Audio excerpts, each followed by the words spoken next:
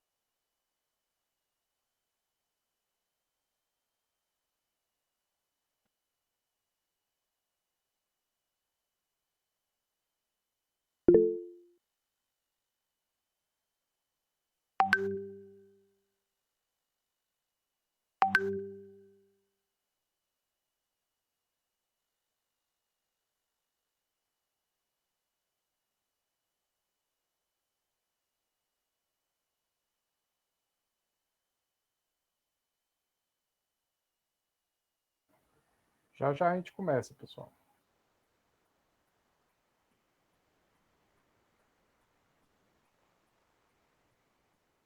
Devagarzinho. Hoje eu vou tentar dar dois conteúdos para vocês que são relacionados, né, que dizem respeito à aprendizagem bayesiana, tá? Na verdade, assim, quando eu comecei a dar aula sobre utilidades, né, teoria das utilidades, eu falei para vocês que assim, né, nos processos de decisão você tem duas informações que são importantes, né? Um tipo de informação são as utilidades dos estados, né, que vocês se encontram, né? A partir de uma sequência, por exemplo, de decisões ou uma sequência de resultados de situações que são incertas, né? A outra são as probabilidades, tá? Então, às vezes essas probabilidades você tem que estimar, tá? Em cima, na verdade, de várias variáveis. Então, você tem situações assim, como eu coloquei na aula passada, que você tem uma probabilidade simples, né, em torno de uma variável. No exercício até tem probabilidade de duas variáveis, tá? Mas quando você tem um conjunto maior de variáveis, como é que você consegue lidar, tá? Então, vou conversar com vocês hoje sobre duas abordagens, que é naive Bayes, tá? E vou falar sobre redes bayesianas na sequência. Tá? Eu vou projetar aqui os slides. Professor, rapidinho, antes de começar a aula, posso tirar uma dúvida de uma questão da atividade? Vamos deixar para o final, beleza? Tranquilo. Então vamos lá. Falando um pouquinho, relembrando um pouquinho de probabilidades, né? Probabilidade é um grau de crença. Tá? Você pode interpretar a probabilidade como um grau de crença ou como um limite para a frequência de observações de um determinado evento, né? Que nem cara ou coroa, você pode acreditar a priori que ele dá 0,5 de probabilidade de ser cara, isso é uma crença, ou você pode estimar isso através de uma sequência, né, potencialmente grande de lançamentos dessa moeda. Isso, quando tende para infinito, vai dar a frequência de cada resultado vai dar 0,5. Né? De uma forma ou de outra, você define probabilidade com valores entre 0 e 1, sendo que a probabilidade te dá esse grau de crença de um determinado evento ser verdadeiro, né? Tem dois tipos de probabilidade que você tem que distinguir: probabilidade a priori e probabilidade condicional. Probabilidade a priori é aquela probabilidade sobre um evento sendo que você não tem nenhuma evidência que possa ajudar a você a ter mais certeza sobre o resultado daquele evento. Tá? Então, no exemplo aqui, você tem probabilidade de cara igual a 0,5. Como é que se interpreta esse tipo de coisa? Se você tem um paciente que chega num consultório, o dentista não faz nenhuma pergunta para aquele paciente e ele define que a probabilidade daquele paciente ter cárie, sem nenhuma informação, é 0,5. Isso é probabilidade a priori ou incondicional. Por outro lado, você tem uma probabilidade que é chamada probabilidade condicional ou a posteriori, né? Que é a probabilidade do evento dado um conjunto de evidências. Que aí isso permite você fazer inferências a partir de variáveis que você observa. Então, por exemplo, se o médico pergunta se o indivíduo tem dor de dente, então ele pode definir, ou ele pode assumir na cabeça dele que a probabilidade dele ter cárie é 0,8. Se o indivíduo disser que não tem dor de dente, ele pode associar a probabilidade de cárie igual a 0,3. Ou seja, o dentista ele coletou evidências, né, que no caso é a dor de dente, e agora ele quer saber a probabilidade do evento, mas condicionado por essa evidência. Tá? Então, são duas probabilidades distintas aí que a gente vai trabalhar. Então, se trabalha quando fala de aprendizagem bayesiana. Tá? Algumas regras importantes. Duas regras. Regra do produto, tá? A regra do produto é a regra básica para se calcular a probabilidade condicional. Tá? Você tem dois eventos A e B, probabilidade de A dado você observa B, é a probabilidade de você observar os dois eventos juntos, dividido pela probabilidade de você observar a evidência. Tá? Então, se fosse no caso ali da cárie e da dor de dente, o que é que você vai ver? Né? Você vai estimar, né? Você vai calcular todas as pessoas que têm dor de dente e vai considerar daquelas pessoas que têm dor de dente, quantas também têm cárie. Isso é o evento A e B. Tá? Então, essa é uma regra bem direta, que chama regra do produto. Tá? Regra do produto, mas por que tem uma divisão aqui? Porque, na verdade, você pode trabalhar com a regra do produto assim, né? Você tem a probabilidade. Espera aí, só um segundo, deixa eu conectar minha mesa aqui.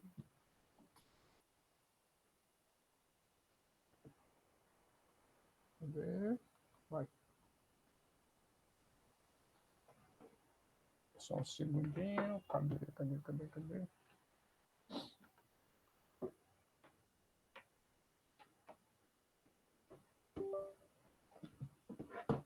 Pronto, agora foi. A regra do produto é isso, né?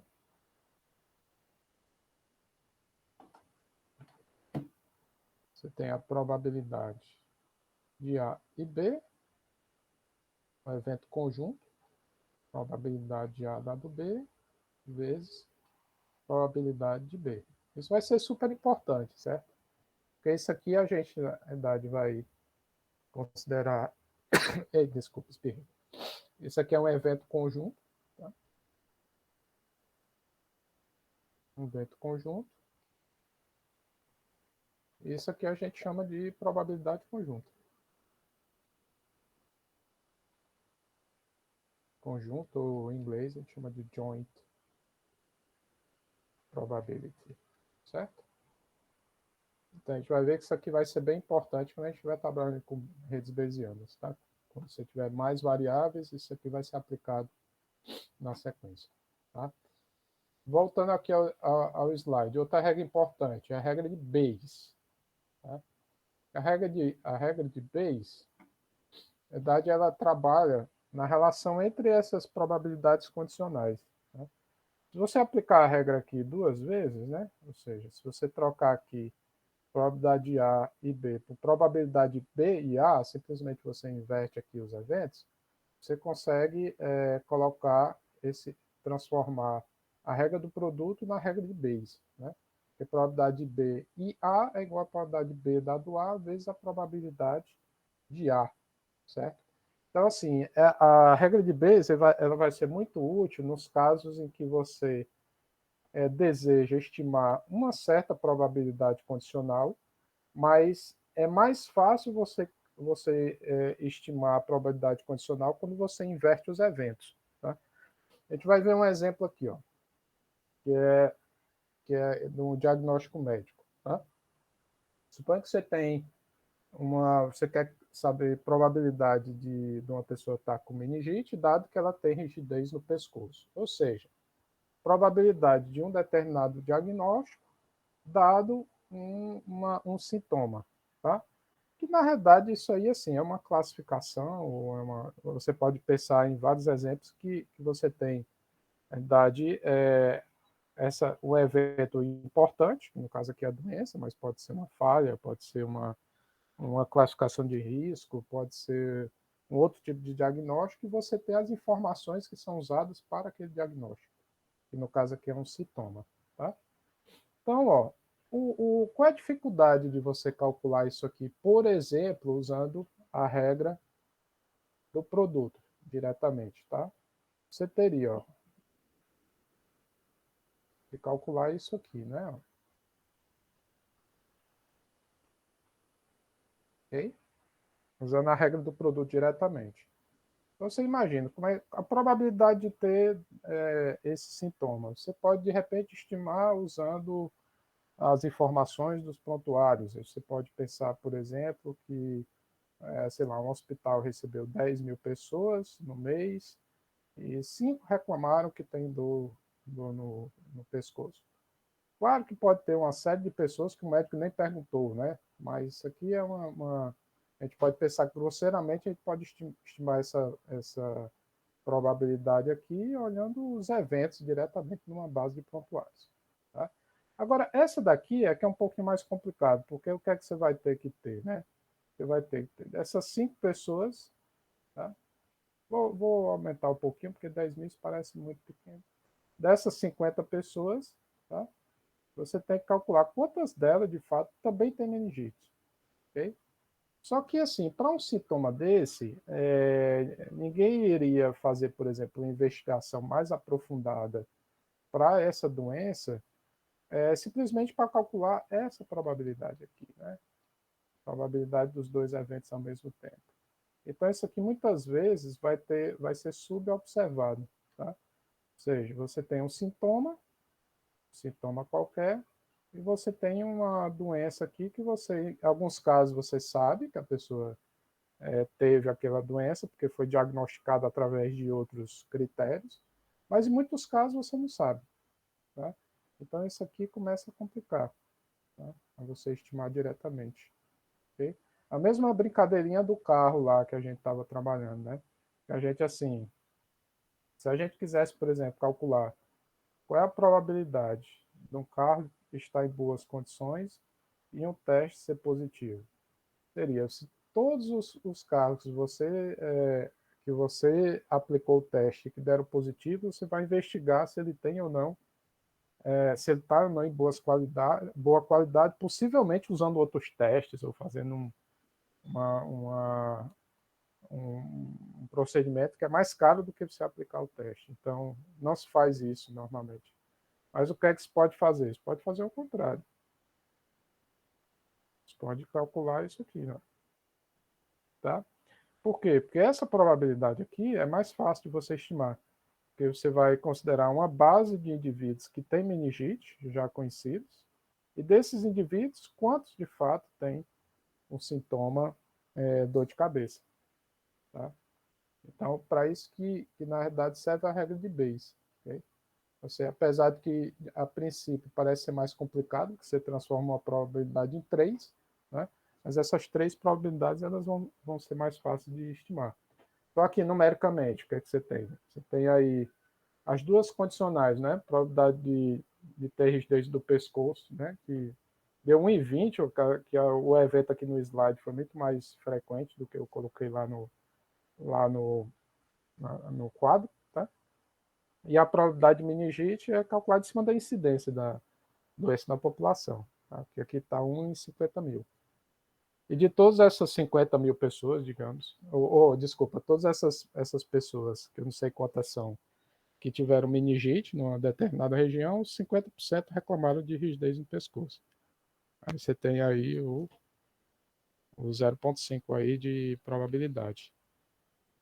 E por fim você tem um cálculo aqui que dá 0,0 0,02 de probabilidade. Tá? Ok, pessoal? Entendido essa parte básica aqui? Perguntas? Professor, Oi. tipo assim, eu vou tentar colocar em palavras aí minha dúvida, sabe? Foi justamente parecido em relação até ao exercício que bate nesse ponto. Diante de um problema, né? Aqui a gente tem um exemplo aqui de doença, né? Versus os seus sintomas. Mas assim, quando a gente começa a pensar em outros problemas, né? O senhor trouxe também o problema lá do carro, né? Deu outro exemplo também. Mas assim, eu queria saber alguma dica, se o senhor pudesse dar, para a gente conseguir identificar de forma mais fácil o que seria o atributo e a classe que eu quero, né? Ou o contrário, entendeu? Tipo, já que é mais complicado através daquele sintoma eu já identificar que é a meningite, né? Como o senhor explicou, vamos fazer o seguinte, né? Inverter aí e focar só nos que tem um sintoma e já é sabido, né, a classe true, digamos assim, né, para meningite. Mas tipo assim, eu particularmente assim tenho uma certa dificuldade para generalizar um pouco disso para outros problemas, entendeu? E dizer, entendi, isso aqui é a classe que eu quero, ou isso aqui é o sintoma, ou o atributo, entendeu? E fazer essas relações para colocar nessa fórmula aí de Bayes, por exemplo. Eu queria saber se eu poderia dar alguma dica, assim, mais nesse sentido. Veja, que era, Rodrigo? Rodrigo. Veja, Rodrigo, essa questão assim de qual é a variável alvo e o que é que você tem que classificar. Isso é muito dependente do problema, claro. Então, assim, você está numa, vou pensar aqui, classificação de inadimplência, certo? Então, assim, você vê claramente que você tem um atributo, que é o que você tem que calcular, que é a probabilidade na inadimplência, certo? E você vai calcular a probabilidade na inadimplência, você vai ter que, junto com o analista, identificar quais são os fatores que influenciam a inadimplência. Então, por exemplo, o salário da pessoa, o montante da dívida, certo? E o quanto por exemplo, se for um empréstimo, né? Qual é o tipo de financiamento aí, quanto tempo, ok? Então você tem aí, claramente, assim, você tem um problema que você tem uma variável, né? Você quer calcular, que é a inadimplência, e você tem variáveis que são as variáveis que você usa para predizer a inadimplência. Tá? Então, isso aí vai acabar sendo uma informação do problema mesmo. Já é? Aí, se você vai usar um método Bayesiano ou não, aí depende um pouco também do contexto. Se você tiver dados, tal, você pode aplicar, se você precisar explicações, por exemplo, tá?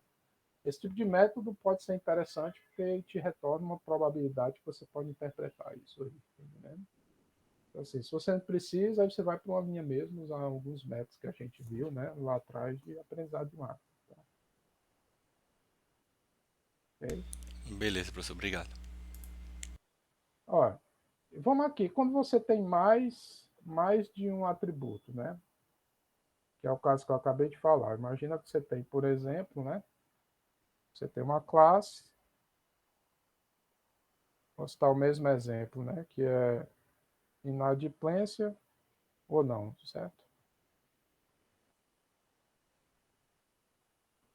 Sim ou não, tá? E você tem, na verdade, algumas características aqui por exemplo, o atributo 1, eu falei, era o que? Era salário.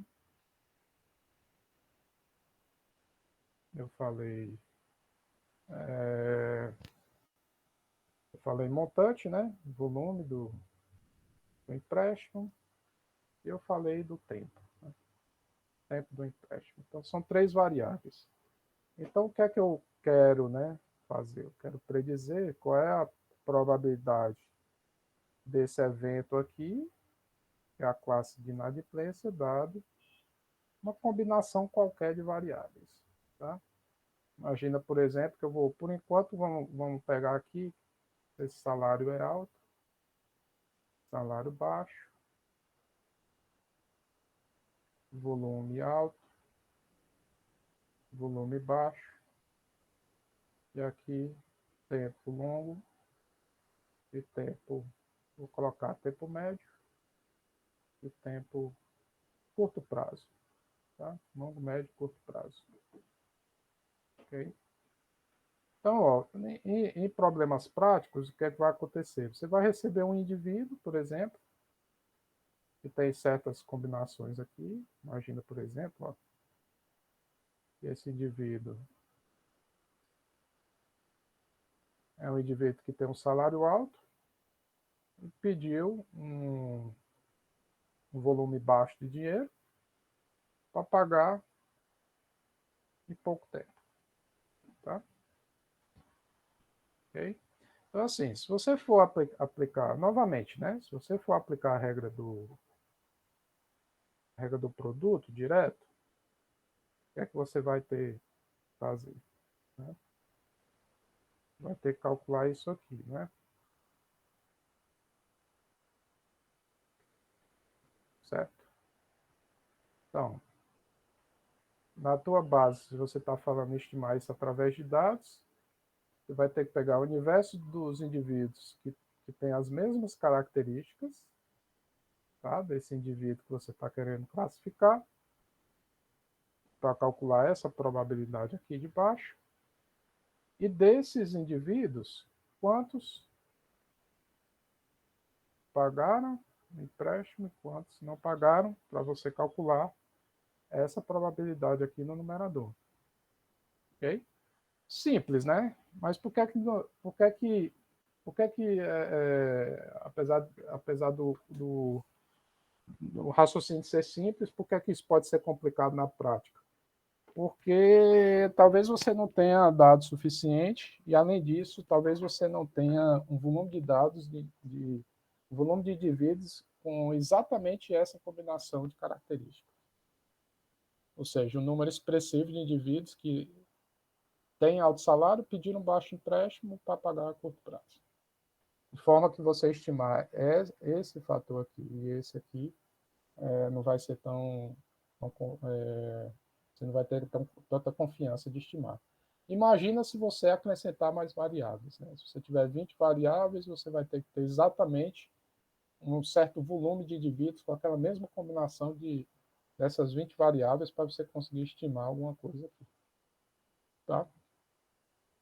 Então, aí é onde começa a vir a regra de Bayes. Né? Regra de Bayes, você vai fazer. Você vai pegar essa probabilidade aqui e vai aplicar a regra de Bayes. Tá?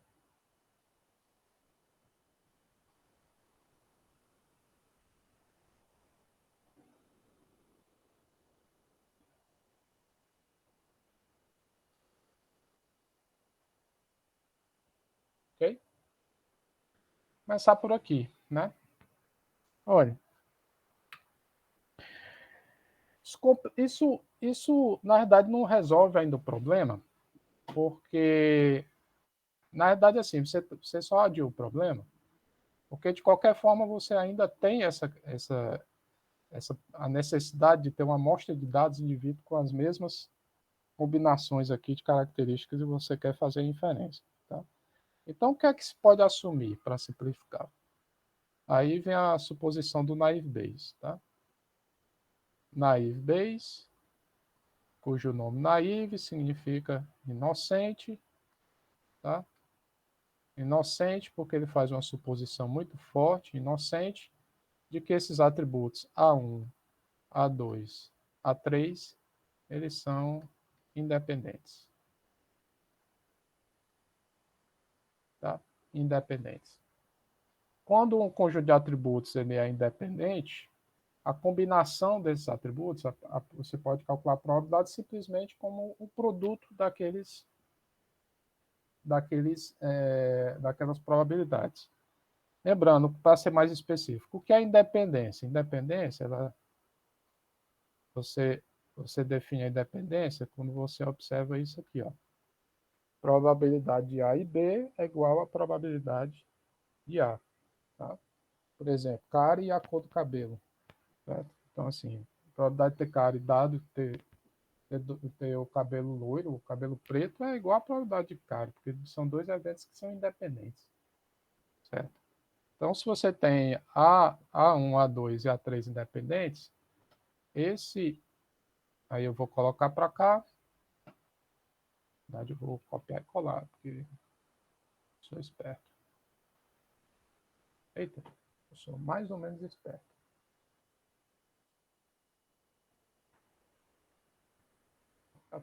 Na verdade eu já sei, eu vou apagar isso aqui. Se você assumir independência, então como é que essa fórmula aqui ela pode ser reescrita, tá? Ela pode ser reescrita, ó, como um produto, tá? E aí, probabilidade de AI dado C, tá? E aqui eu vou deixar separado, probabilidade de C, e aqui embaixo, ó, tá? Probabilidade de AI, né? Certinho, tá? Isso é mais fácil de calcular? É mais fácil de calcular. Por quê? Porque essa probabilidade aqui, ó, é a probabilidade que só está condicionado à variável e à classe. Como é que você calcula isso aqui? Você pega todos os indivíduos que são bons pagadores, tá? E verifica quantos, na verdade, têm um salário alto. É o atributo 1. Pega todos os indivíduos que são bons pagadores, vê quantos indivíduos pediram empréstimo no volume baixo. O atributo 2. E quantos indivíduos são bons pagadores? E você calcula a probabilidade deles pagarem a curto prazo, que é o atributo 3. Tá? E com isso você tem a probabilidade condicionada, essa probabilidade condicionada aqui. Certinho? Essa daqui, por sua vez, é a probabilidade a priori da classe. E esse aqui de baixo, tá? Apesar de que entrar no numerador, né, para você calcular no final, ele nem precisaria ser calculado se você simplesmente quisesse saber qual é a classe mais provável. Se é classe sim ou classe não. Porque a classe ele não interfere nesse valor, isso é uma constante. Tá? Sendo uma constante, se você quer fazer classificação, então a classe ótima ela vai ser o argumento máximo aqui, ó, dessa função. Ó.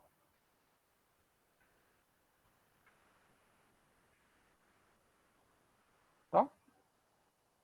Ok? Note que eu eliminei isso aqui, porque isso aqui não depende do C. Tá? Ou seja, quero calcular a probabilidade máxima a posteriori. Então, eu tenho que considerar qual é a probabilidade a priori daquela classe, porque, claro, se ela for mais frequente, ela vai ser mais provável para qualquer combinação de valores, a priori, mas eu tenho que considerar aqui qual é a probabilidade, né, a probabilidade marginal condicionada pela classe, tá? De cada atributo da classe, certinho? Eu vou mostrar aqui um exemplo para vocês, ficar mais claro. Aqui nos slides não tem a derivação, tá? Tem a forma, a notação está ligeiramente diferente também. Mas vamos aqui para um exemplo, tá? Que é você considerar aqui uma base aqui de dias que um indivíduo ele decidiu jogar tênis. Isso aqui é um exemplo extraído do Tom Mitchell, do livro do Tom Mitchell, tá? Então você tem aqui 10 dias, sendo que cinco desses dias esse indivíduo não gostou de jogar e 5 outros dias ele gostou de jogar, tá? E aqui você tem as características, são 4 características aí: o tempo, a temperatura, a umidade e a condição do vento, certo? Então a pergunta aqui ele tem um dia que estava fazendo sol, frio, umidade alta e vento forte. O indivíduo vai jogar ou não vai jogar, com que probabilidade, né? Tá?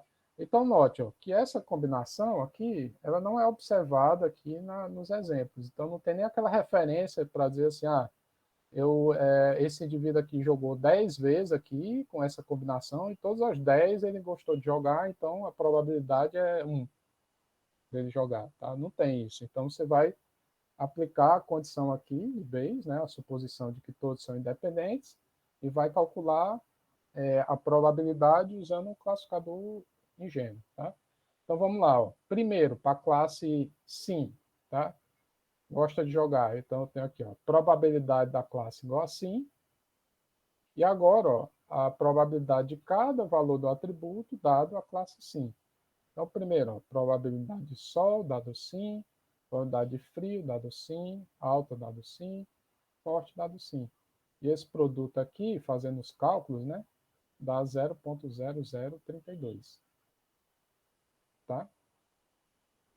E faz a mesma coisa para a classe não. Ó. Probabilidade de não, 0,5. Então, isso aqui, como é igual à probabilidade desse fator, não vai interferir a priori, né? E agora, ó, probabilidade de sol dado não, frio dado não, alto dado não e forte dado não. São as mesmas variáveis, mas o que muda é a condição aqui da classe. E no caso aqui deu 0,0288. Então a resposta aqui é: qual é a classe mais provável? É a classe não. Se eu quisesse calcular a probabilidade de fato, eu simplesmente normalizo isso. Como é que é? Você tem esse primeiro aqui, né? Primeiro fator, deixa eu olhar o 0,032, né? A classe igual a sim 0,0, foi 00, né?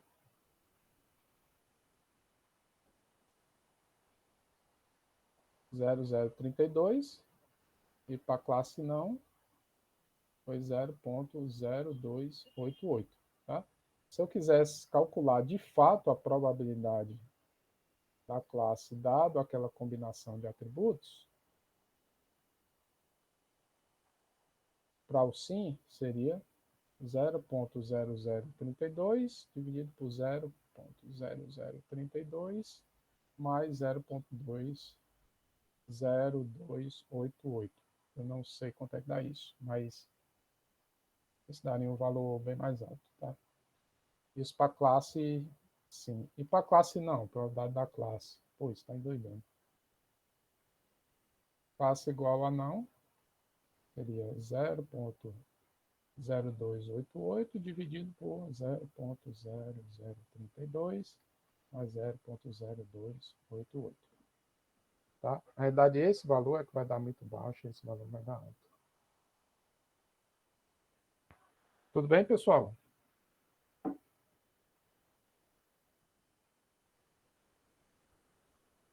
Dúvidas sobre MyBase?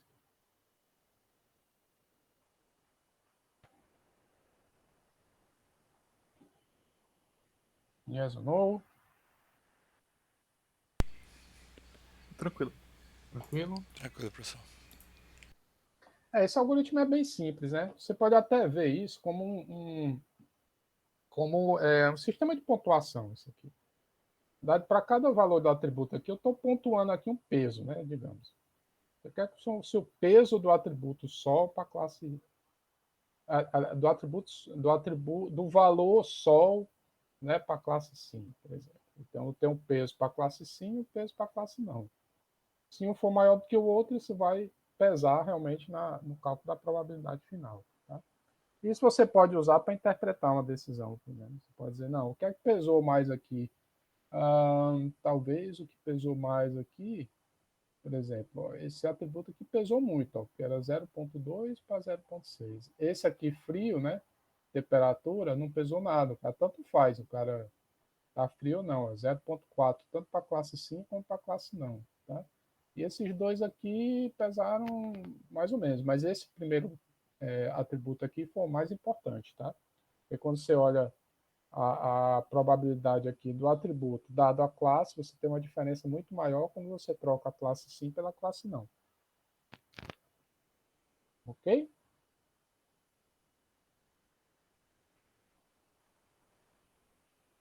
Joia?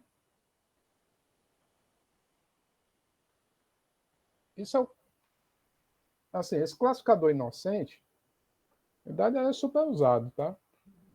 Principalmente porque assim, é fácil de implementar, fácil de interpretar, e apesar dessa suposição ser muito forte, porque muitos atributos são correlacionados, né?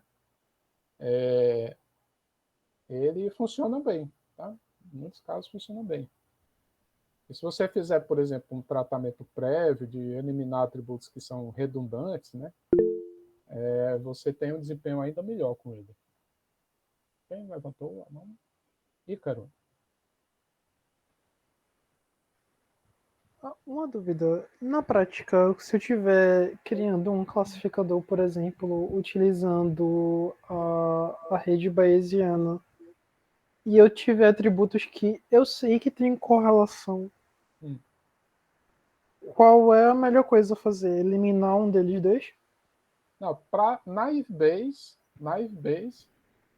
você deve eliminar. Certo? Você deve eliminar, porque senão o mesmo tipo de informação vai ser contado duas vezes, né? E Entende? assim, o atributo é redundante, né?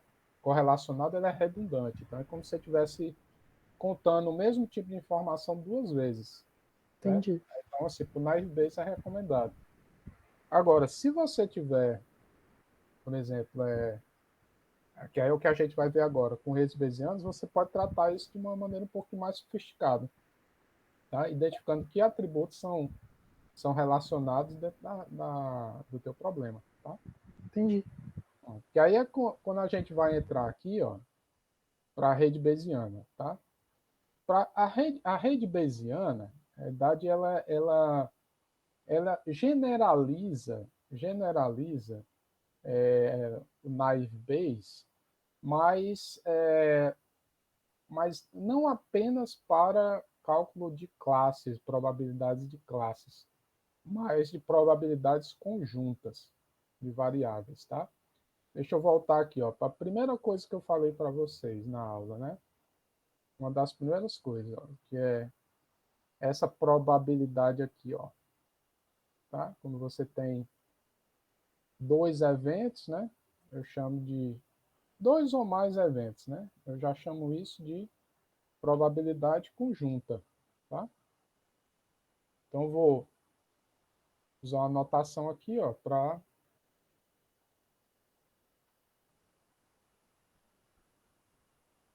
mais de um evento, tá?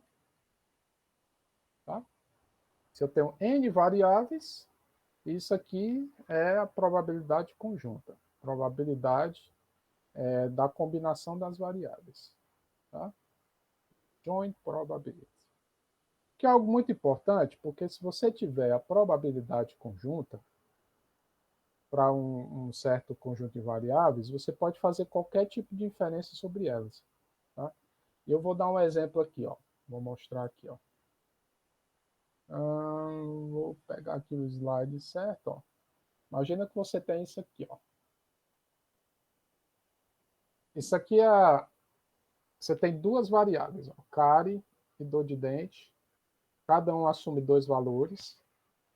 Cárie assume dois valores, positivo ou negativo, né? E a dor de dente assume dois valores, positivo ou negativo. Imagina que isso é a probabilidade conjunta. Ou seja, 0,04 é a probabilidade do indivíduo ter cárie e dor de dente. 0,06 é a probabilidade de cárie e não dor de dente. Certo? A maior é a probabilidade de não cárie e não dor de dente, que é 0,89. Tá? E o complemento, né, dessa soma toda é a probabilidade de não cárie e dor de dente. Okay? Que é baixa, né? Tá? Então você tem quatro eventos disjuntos, ok? A combinação das duas variáveis, e você tem a probabilidade de cada evento conjunto, que soma, obviamente, em 1, né? Soma 1, porque são todas as combinações possíveis aí dessas duas variáveis. Então, veja, se você quiser, por exemplo, Probabilidade de cárie e dor de dente, você recupera direto a partir da tabela. É 0,04. E se você quiser probabilidade de cárie somente? Também é fácil, porque você basta somar aquela linha relacionada à cárie, porque a probabilidade de cárie é igual à probabilidade de cárie e dor de dente, mais a probabilidade de cárie e não dor de dente. Tá? As duas situações distintas. Então, no caso, vai ser 0,04 mais 0,06. Tá? E essa minha aqui, ó. E se eu quisesse o contrário? Qual é a probabilidade de... Oi? Ô, professor, então no caso, esse exemplo aí da cárie que o senhor está comentando, no qual a gente soma a primeira linha, né? 0,04 com 0,06. Sempre então no caso essa soma tem que dar, não necessariamente vai dar 1, aí foi isso que eu É. fiquei com dúvida. Não, não dá 1. Que é a probabilidade de cárie, né? Não dá 1. Estou dizendo é assim, ó. Você tem, caso geral,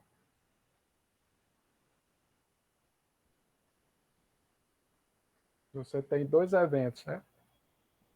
Só para simplificar, suponha que ele só tem dois valores.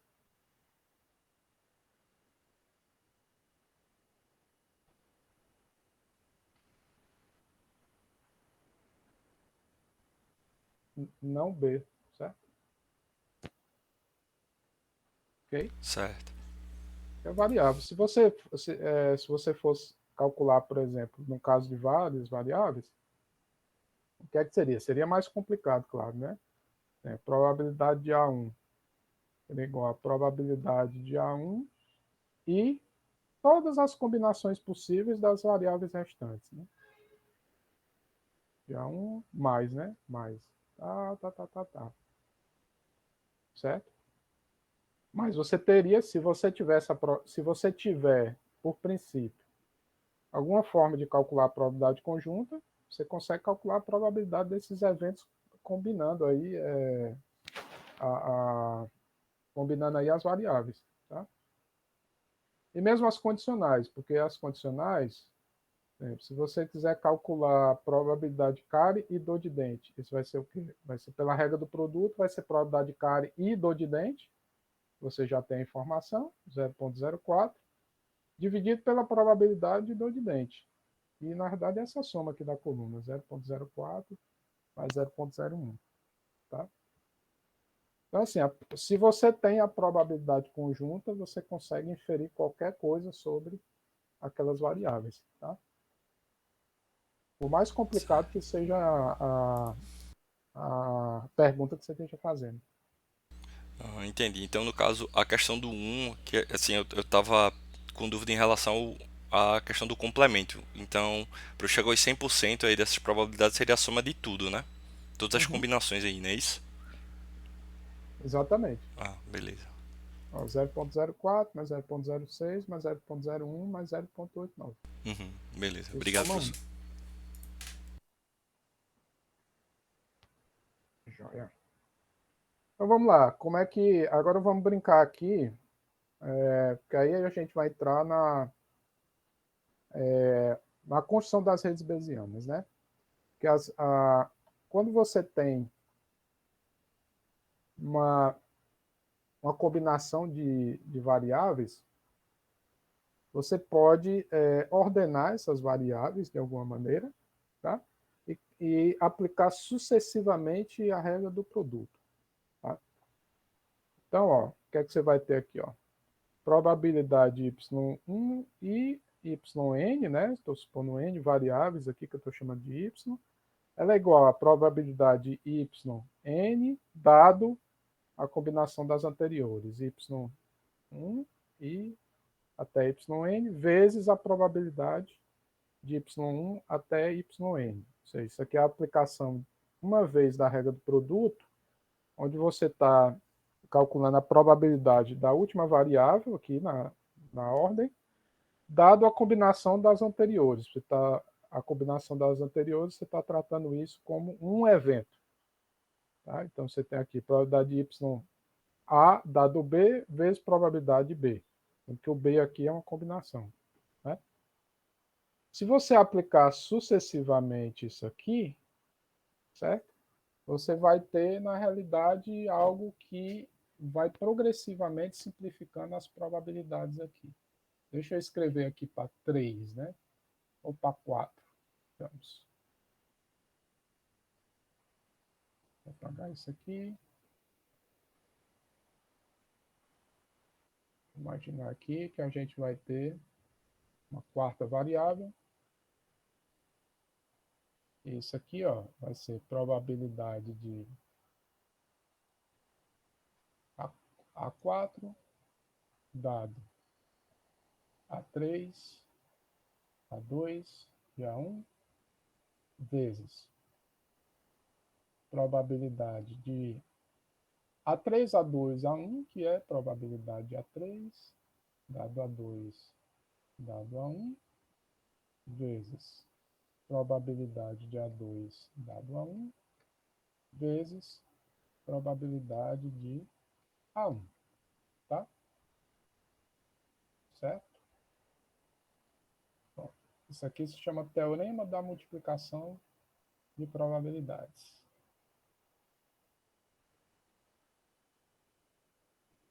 Multiplicação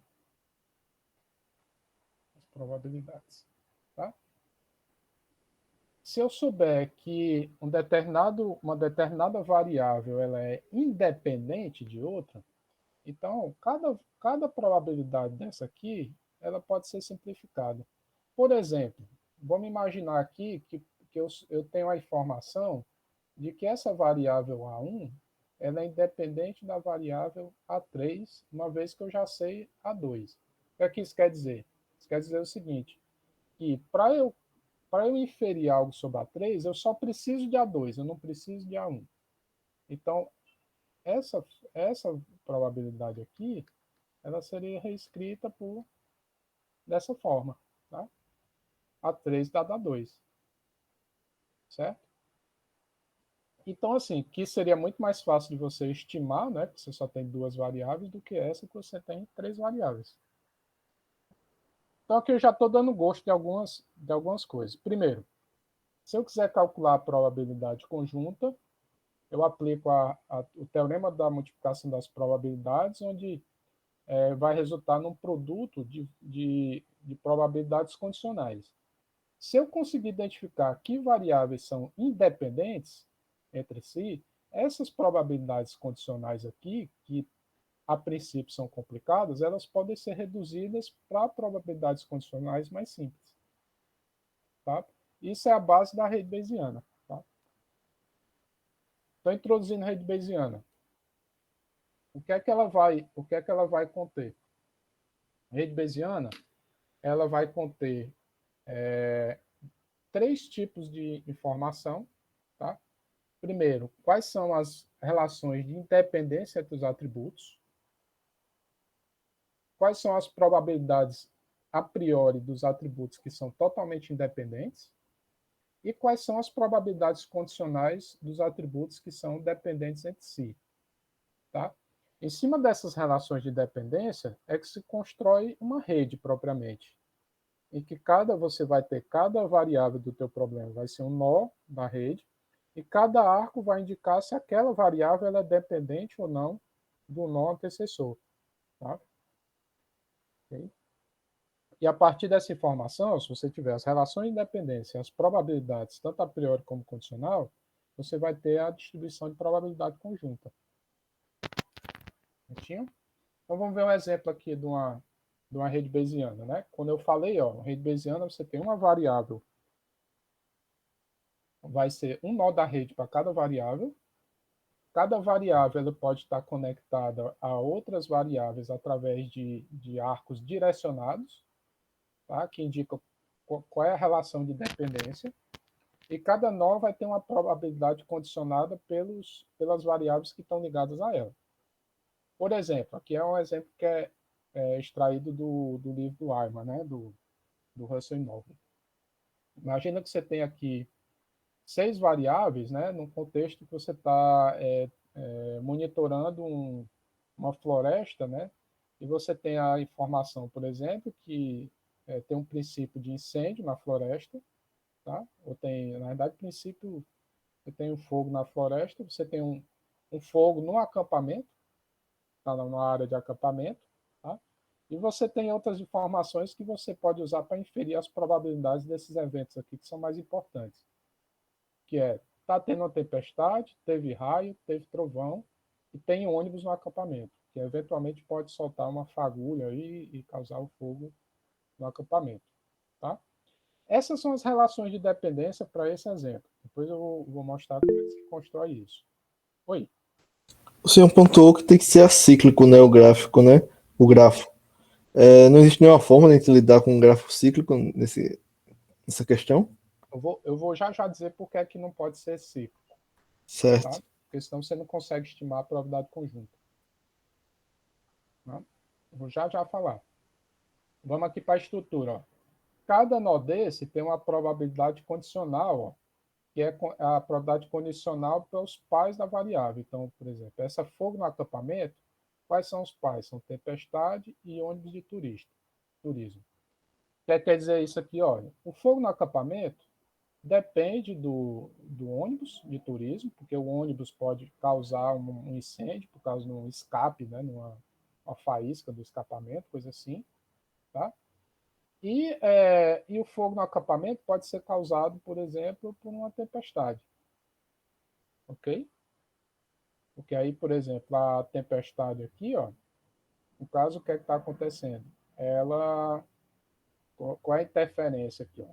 Se tem ônibus aqui, ela na realidade ela está apagando fogo, né? Então, assim, quando eu tenho ônibus e tempestade, eu tenho a probabilidade de 0,4 ter fogo no acampamento, mas se eu não tenho tempestade, eu tenho a probabilidade de 0,8. Tá?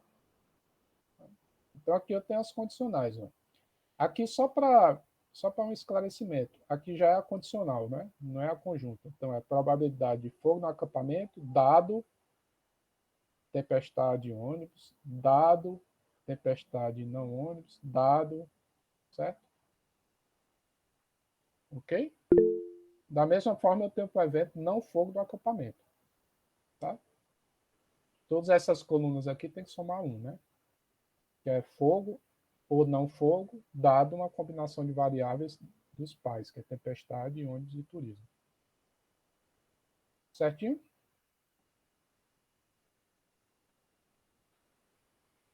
Tá? Então, assim, algumas variáveis aqui vão ter probabilidades a priori, que são, por exemplo, os pais do fogo no acampamento, que você não tem nenhuma variável ligada a ela. Então, é probabilidade a priori de ter um ônibus no acampamento e probabilidade a priori de ter uma tempestade. E essas variáveis elas vão causando as outras. A tempestade, ó, ela causa o raio causa um trovão, tá? Na verdade até é o contrário, mas ela interfere em você escutar o trovão. E essas aqui, ó, o fogo na floresta, já depende do fogo no acampamento, da tempestade e do raio. Tá? A decisão do que colocar como arco é o processo da construção da rede bayesiana, que eu vou mostrar. Tá? Então, ó, como é que eu faço o que é que a rede bayesiana tem a ver com probabilidade conjunta? Porque ela serve exatamente para isso, ela serve para calcular a distribuição de probabilidade conjunta dessas variáveis. Tá? Se você tiver uma combinação de variáveis, você vai ter que essa combinação ela é igual ao produto das probabilidades condicionadas de cada variável pelos seus pais. Tá? Então, por exemplo, se você tem nesse contexto, ó, tempestade, imagina uma combinação de tá tendo tempestade, tem ônibus, fogo no acampamento, teve raio, trovão e fogo na floresta. Qual é a probabilidade desse conjunto de eventos? É a probabilidade de fogo na floresta, dado raio, fogo no acampamento, tempestade, vezes probabilidade de fogo no acampamento, dado tempestade, ônibus de turismo, enfim, cada variável dado os seus predecessores. Tá? E esses predecessores, eles vêm exatamente por causa dessa, eu estava falando aqui, dessa independência. Que aqui, ó, é como se você tivesse um nó da árvore, e aqui, ó, você tem as condicionantes, só que se eu assumo que uma variável é independente, eu tiro isso aqui da probabilidade e crio a rede bayesiana simplesmente, ó, com o A4 e a variável A3 e A2. É simplesmente o que vai aparecer lá. Tá? Então, assim, ela usa o teorema da multiplicação das probabilidades, mas os arcos da rede elas vão definir quais são os eventos que eu vou usar para o cálculo de cada probabilidade condicional. Esse é o princípio, tá?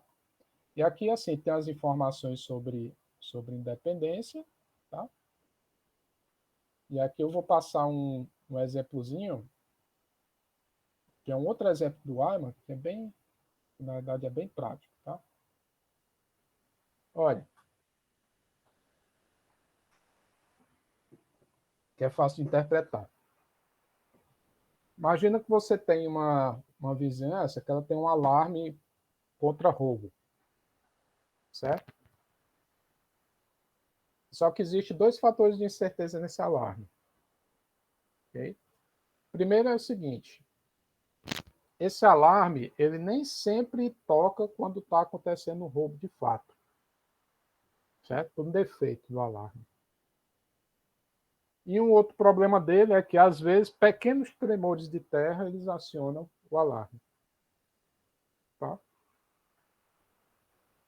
Então, a probabilidade do alarme tocar ele vai estar dependendo tanto de estar acontecendo um roubo, de fato, como está acontecendo um terremoto.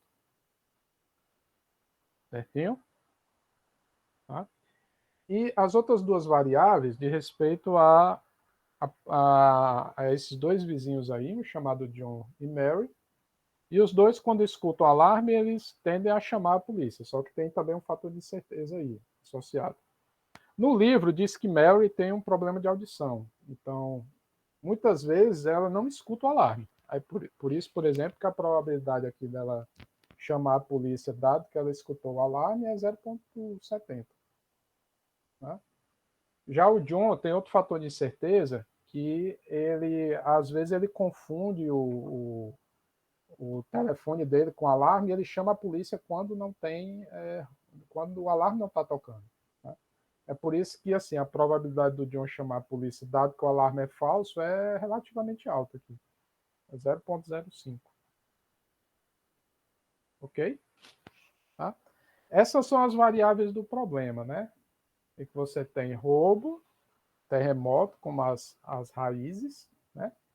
Elas têm probabilidade a priori, né? A de roubo é 0,001 e a do terremoto é 0,002. O engraçado aqui é que a probabilidade do terremoto é maior do que o roubo, né? Então, isso aqui, no nosso contexto, não seria verdade, né? Até porque a gente não tem tanto terremoto assim. Isso eu acho que deve ser na Califórnia isso. Né? Enfim. Você tem a probabilidade a priori do roubo, que é muito baixa, a probabilidade do terremoto, que também é muito baixa, mas 2 vezes mais alta do que o roubo. E você tem a probabilidade do alarme aqui, dado as combinações dessas variáveis. Se os dois estiverem tocando, a probabilidade do alarme tocar é 0,95. Tá? Ele deixa de tocar por aquela questão da falha do equipamento. Quando apenas um dos eventos acontece, essa probabilidade diminui, né? Só que diminui ainda mais quando não está acontecendo roubo, porque ela é, de certa forma, aí, sensível, mas nem tanto ao terremoto tocando. Né? E quando nada está acontecendo, ele ainda tem uma probabilidade de tocar, assim, porque, sei lá, o vento mesmo, assim, disparou o alarme. Mas é baixo, né? 0,01. E aqui você tem as probabilidades aqui do John e da Mary chamar a polícia, dado o alarme. Ok? Então, assim, tem algumas variáveis aqui que elas não são importantes. Aliás, algumas ligações. Por exemplo, o John chamar a polícia, tá? Depende de estar acontecendo o roubo. Só que o que ele observa não é o roubo propriamente, é o alarme tocando. Então, se eu tiver a informação do alarme, o John não precisa estar sabendo se está acontecendo ou não o roubo. Aí é por isso que não tem o arco aqui de John para roubo. Tá? Okay? Vamos aqui construir. Ó. Aliás, antes de construir, como é que seria o cálculo? Aqui tem um evento ó, que é John chamou a polícia, Mary chamou a polícia, o alarme está tocando e não está acontecendo nada. Nem roubo, nem terremoto. Então vamos aqui fazer, ó, para pagar um.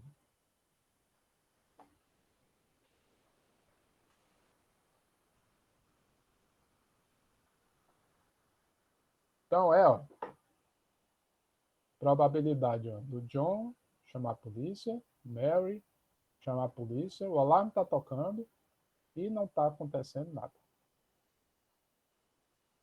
Ok? Altamente improvável, mas vamos ver como é isso aqui. Teorema da multiplicação de probabilidades. Ó.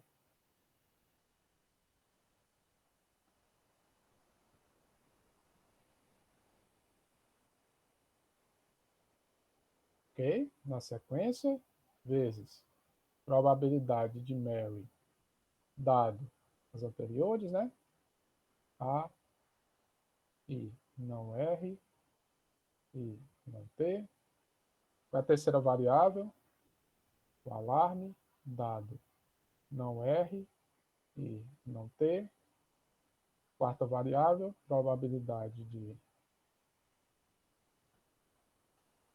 roubo, dado não T, vezes probabilidade de não ter. Tá? Ok? Só que na rede bayesiana, o que é que diz? Ó, que a probabilidade do John chamar aqui, deixa eu mudar a cor desse lápis aqui.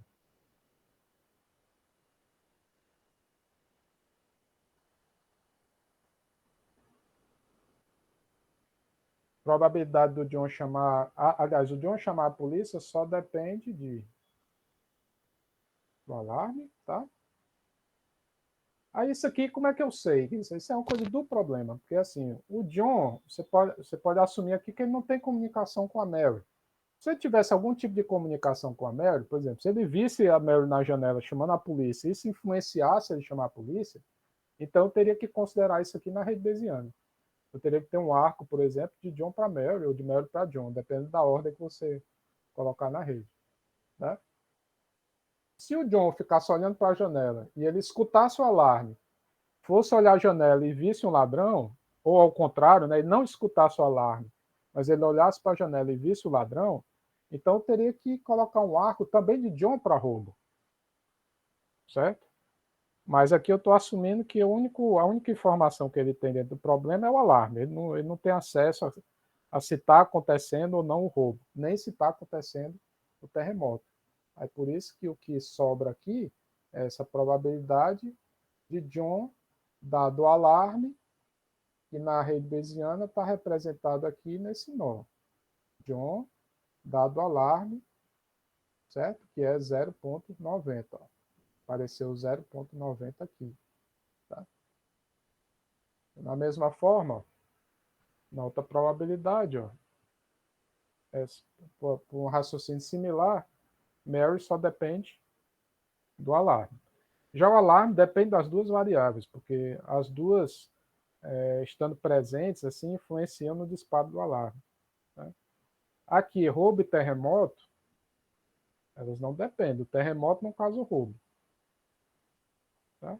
E o roubo é a priori dele. Tá? Então, todas essas probabilidades aqui estão na rede bayesiana, né? E é assim, né?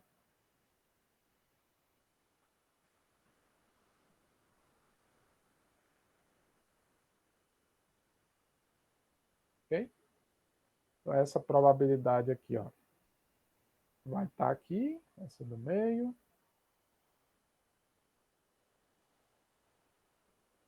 Probabilidade de não ter vai estar aqui na rede bayesiana. Probabilidade de não roubo está aqui.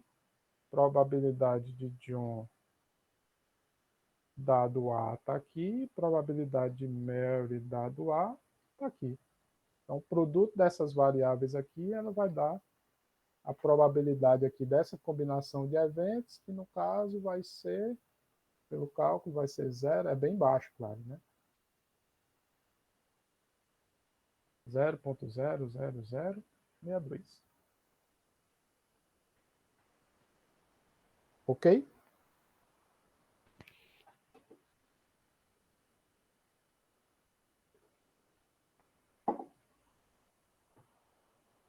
Entendido aí, pessoal?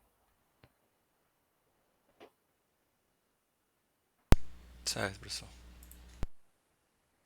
Certo? Então, assim, oi.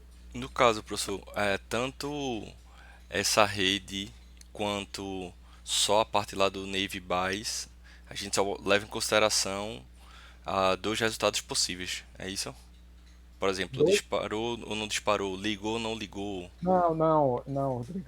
Na verdade, assim, você pode generalizar isso aí, inclusive para variáveis contínuas. Eu nem citei, mas qual é a diferença? A diferença é que se você tiver aqui probabilidade de, sei lá, uma variável contínua dada uma classe, você vai ter que ter uma distribuição de probabilidade contínua, certo? Que aí vai depender do tipo da variável, por exemplo. Se for uma variável que não tem limite, aí você tem uma distribuição normal. Se for uma variável que é entre 0 e 1, aí você pode usar uma beta, tá entendendo? Você vai ter porque assim, aqui é uma distribuição de probabilidade discreta, né? Para cada discreto por quê? Porque tempo, por exemplo, tem 3 valores, né? Sol, coberto e chuva. Então, são 3 valores, você vai ter que ter uma probabilidade para cada um desses valores. Se for uma variável contínua, você tem que ter uma distribuição de probabilidade contínua. Certo? Certo. Obrigado, E, professor. e isso vale para a rede Bayesiana também.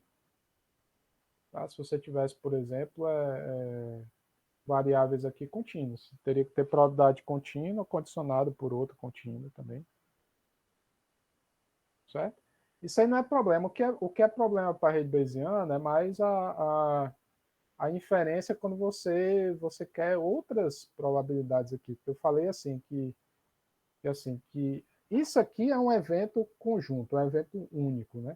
Daquelas variáveis. Mas se você quisesse, por exemplo, coisas desse tipo aqui, ó.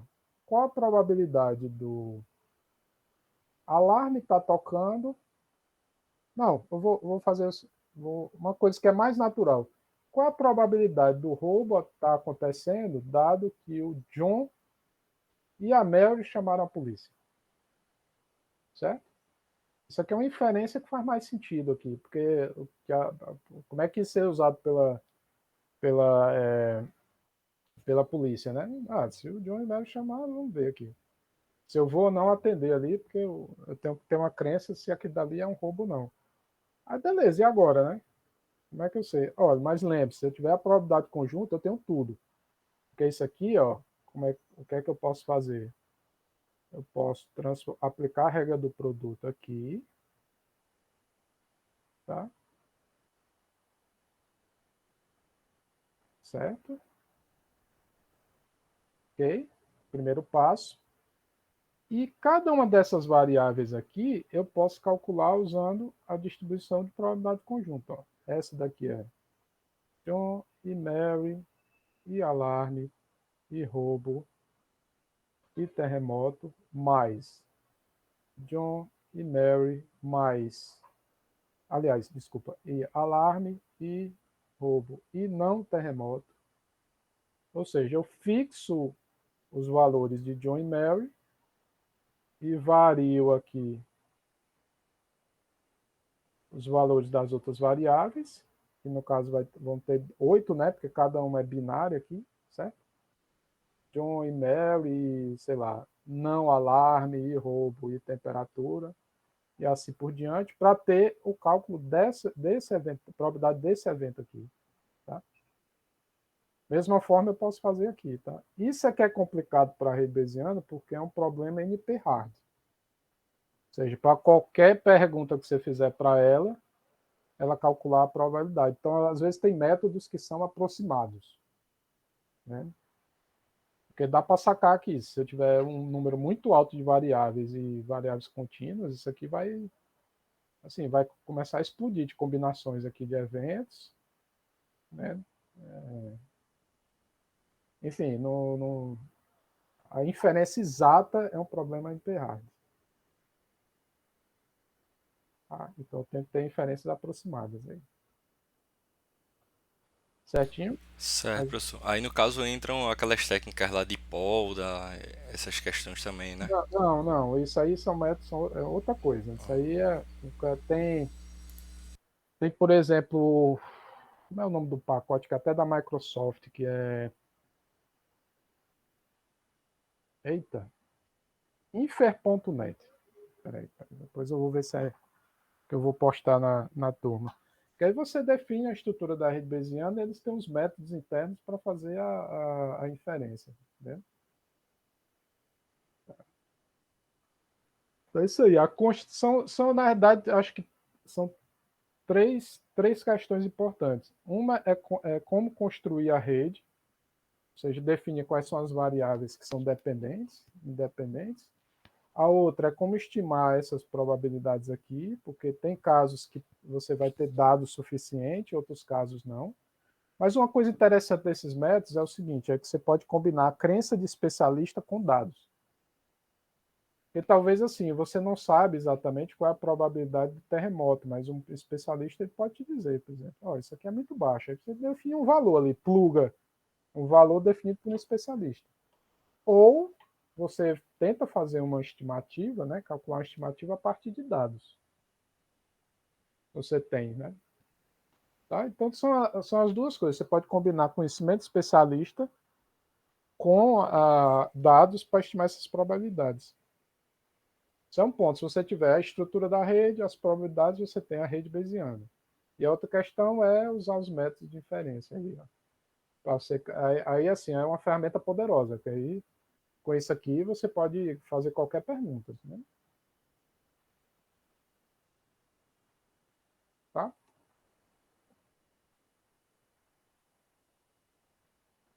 Beleza, professor. Beleza? Um exercício que até eu não vou passar porque esse semestre tá meio curtinho. Vou até apagar isso aqui para não. Certo?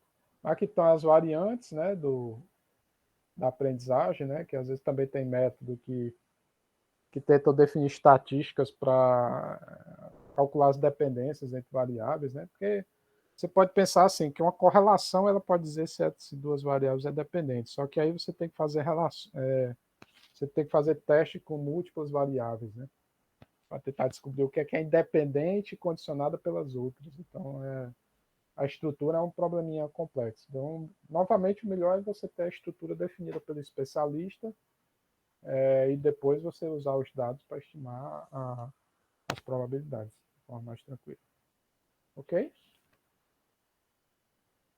Joia, pessoal. Então, isso aí foi a introdução aí a esse conteúdo de aprendizagem bayesiana. E agora me digam aí as dúvidas de vocês aí da lista. Então, professor, eu tô com a dúvida na segunda questão, mas especificamente o segundo item da segunda questão, né? Deixa eu pegar aqui a prova. Eu estou abrindo aqui o exercício também.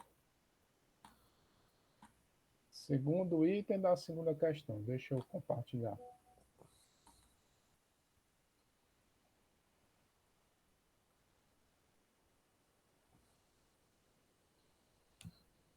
Segundo item da segunda questão. Cadê? Ok. Aí ele fala aí, alguém oferece o desafio, ele paga R$ 200 antecipados e você paga 50% do seu lucro em qualquer aposta. Certo. Eu vou ganhar os R$ 2 de qualquer jeito, nesse caso? Independente se eu apostar ou não, em quem eu vou apostar? Pessoal? Se você estiver falando, está montado.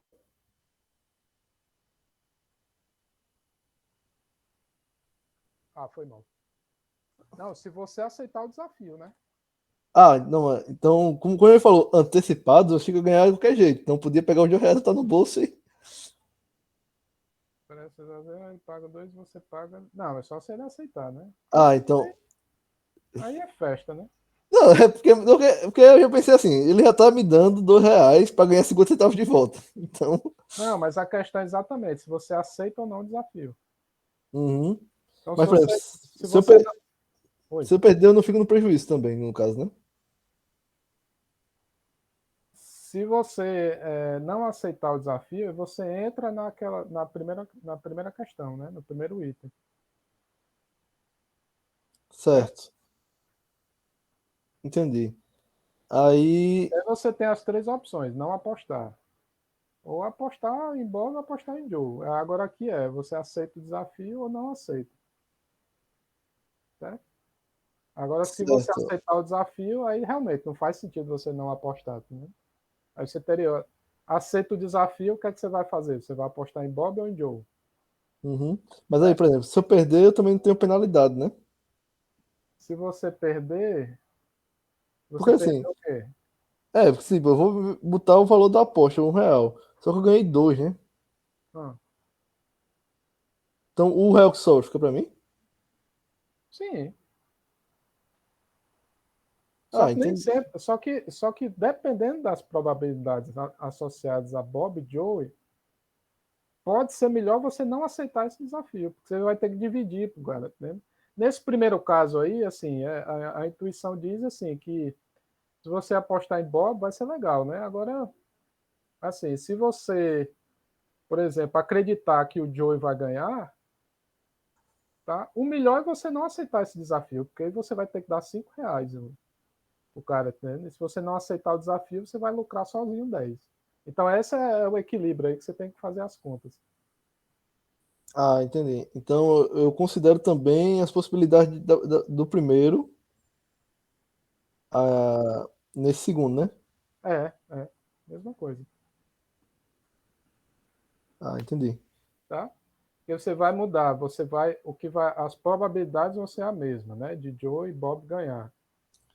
Só Então, que é cinco casos, né? Os três da primeira questão, né? E esses dois dessa segunda, né? Eu tenho que analisar os cinco, né? E dizer qual é a melhor utilidade. vai ser uma cadeia diferente, porque primeiro você tem que decidir se você vai aceitar ou não o desafio. Em cada Hum, situação dessa, você vai escolher se você vai apostar em Bob ou em Joe. entendi. Certo. Tem interpretado que, como eu ganhei R$ 2 que a gente podia soltar no bolso e Ah, não apostar em nenhum. Mas aí eu considero que eu não tenho prejuízo se eu perder, né? Porque eu tenho R$ 2 e eu vou gastar um, né? é, Uhum, não tem certo. prejuízo. Agora a questão é se você vai ter o ganho máximo, Uhum, aceitando ou não o desafio. entendi. Esse é o ponto.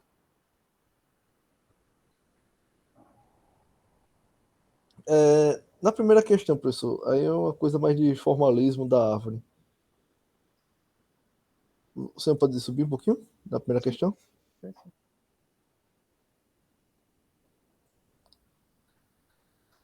Tá, tem duas questões de árvore, a primeira e a quinta. Na primeira, o senhor pede as probabilidades e resultados possíveis. O senhor também quer a utilidade de cada ramo ou só Exato, probabilidade? exato. Os resultados possíveis aí. Mas espera aí, deixa eu ver aqui, porque aqui as probabilidades, desenho uma decisão. Os resultados só, porque aqui eu não defini ainda qual é a utilidade de 3 meses, né? Então é só os resultados mesmo. Por isso que eu fiquei me perguntando, já que teve esse inversão na ordem. Isso, não são as utilidades de fato, são só os resultados. Aí a quinta, o senhor pede também outra árvore, né? Ah, de decisão. Aí no caso, o senhor, nessa quinta, só fala o seguinte: defina a árvore de decisão para mostrar todas as decisões e consequências. Nela precisa estar a probabilidade de todos os ramos? Na quinta, né? É. Todas as decisões e consequências, sim. Aqui já Não, está de todas as decisões, sim. Agora, as probabilidades de cada. teste. Só essa daqui que você não consegue, que eu só estou dando aqui, né? Porque tem algumas probabilidades que faltaram, né? Acho que ele não vai conseguir inferir, né? Isso. Só essa, né? Na verdade, essa do teste quebrar. Essa do teste aqui, por isso mesmo, fiquei me perguntando. Aí então é.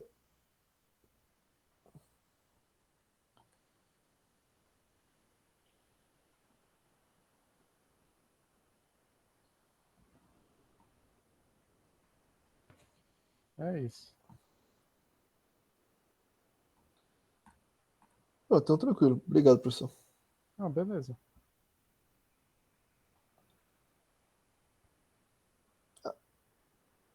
E os outros? Opa, professor Rodrigo aqui falando. Rodrigo? Referente à primeira questão, certo? A primeira parte. Na primeira questão, aí que o senhor pede para desenhar a árvore e tal, eu fiquei com dúvida o que é que faz mais sentido. Tipo assim, quando a gente desenha a árvore, se ficaria quando a gente não faz a correção lá do equipamento, certo? Se a gente consideraria tipo zero ou complemento do, do que a gente calcula, né, da probabilidade. Aí eu fiquei com essa dúvida. Eu não Entendeu? entendi. Não. Porque, tipo assim, lá no exemplo que o senhor deu, nos slides e tal, nas aulas, né? Tinha um exemplo lá do comprar carro e não comprar, né? Aí quando a gente comprava, aí tinha um determinado valor que era um valor monetário. No caso aqui a gente só está trabalhando com as probabilidades. E no exemplo lá, né? Quando a gente não comprava um carro, aí tipo, a gente não ia gastar nada, né? Ia ficar zero, né? Já aqui eu fiquei com dúvida, tipo, seria o complemento dessa probabilidade ou seria zero também, já que a gente não tomaria ação. Não, veja, calma. Probabilidade é uma coisa, utilidade é outra coisa, certo? Ah, Então, assim, você não pode calcular uma utilidade como um complemento de uma probabilidade, certo. certo?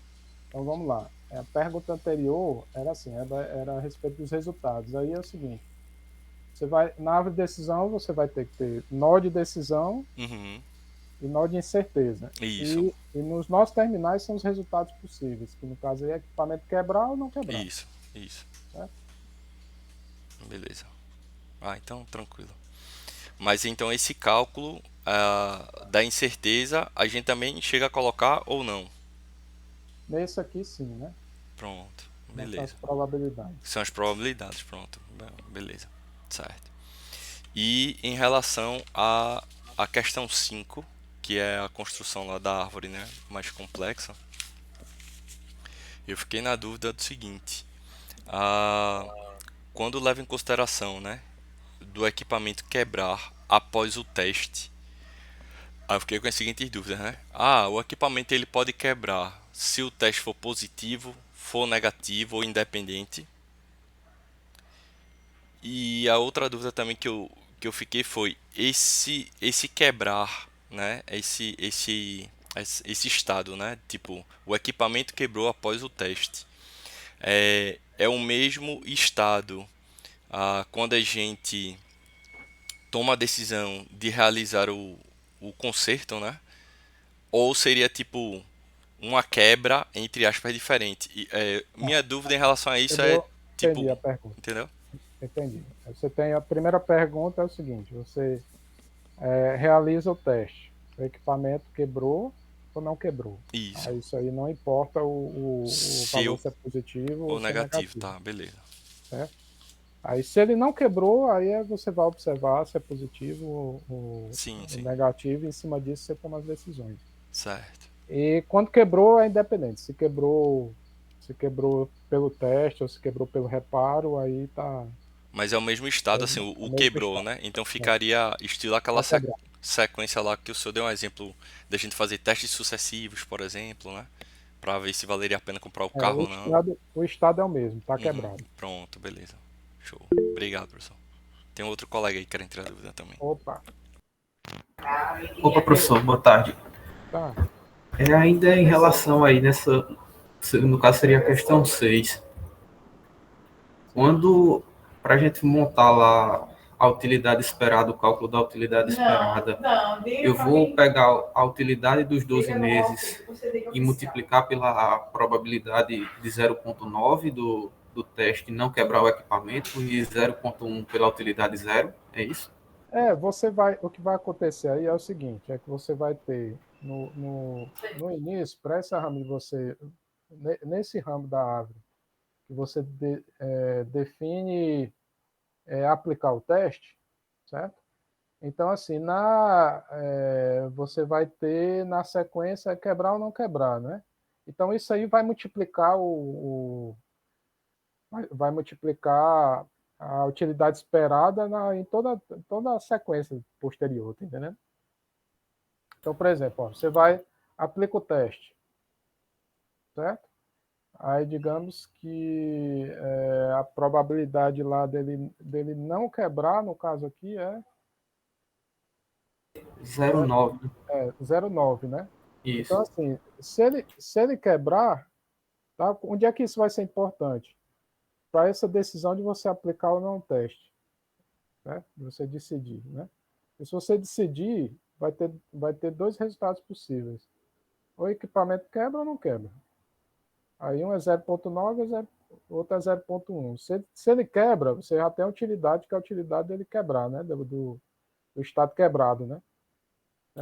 E se ele não quebra, aí você tem uma outra sequência, que aí tem o teste positivo, teste negativo, e isso é multiplicado por 0,9. Ah, tá. Entendi. Certo. Porque essa sequência só vai acontecer com a probabilidade 0,9. Ah, certo. Tá fazendo sentido. É. Que seria o que a gente calculou nas outras questões, né? É. Onde não é considerado o teste ainda. Isso. Beleza. Aí talvez tenha alguma suposição a mais, assim, mais implícita aí, que é, por exemplo, a probabilidade do teste ser positivo ou teste ser negativo, independe do teste quebrar o carro ou não, tá vendo? A gente, se independe, então é só multiplicar mesmo, sabe? Uhum. 0,9. Certo. Agora, se fosse dependente de alguma forma, aí a coisa complicaria um pouco. Uhum, entendo. Tá bom, professor. Obrigado.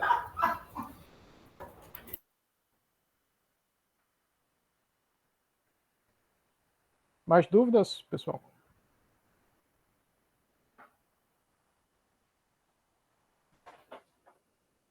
Beleza, gente. Então, até quarta-feira, se Deus quiser. Até, professor. A próxima aula Decisões sequenciais. sequenciais, né? Pronto, beleza. Valeu. Obrigado, professor. Até mais, professor. Valeu, Obrigado, até quarta. Tchau, professor. Obrigado, professor. Até quarta. Valeu, pessoal. Tchau, pessoal. Obrigada, professor. Até quarta. Tchau, pessoal. Obrigado, professor. Tchau, pessoal.